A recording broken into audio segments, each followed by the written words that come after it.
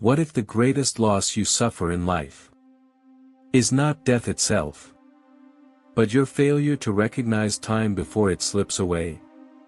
Now, look closer. Long before he became known as a teacher of awakening, a young prince was visited by a hermit sage named Asita. When Asita saw the child, he smiled.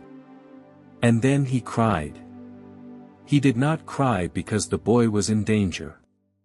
He cried because he understood something most people never fully accept. Time is limited. And he was already too old to live long enough to hear what that child would one day teach. The first test is recognition. To see time not as a background condition, but as a currency you are spending right now. Most people never pass this test. They assume tomorrow is generous. They delay discipline. They delay truth. They delay becoming who they could be. The second test is harder. It is the fear of unfinished growth.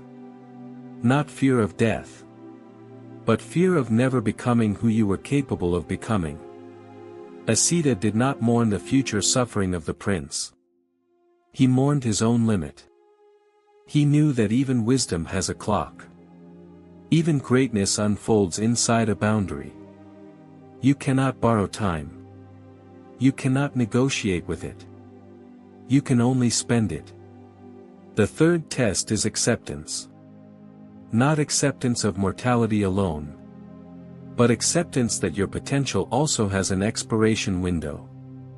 If you refuse to begin your future contracts, if you postpone the difficult conversation, the disciplined practice, the honest self-examination, the version of you that could have existed begins to disappear.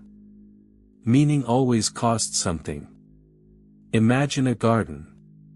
Each seed you plant today becomes fruit later. But the season does not wait for hesitation.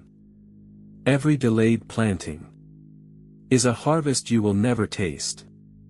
Time works the same way.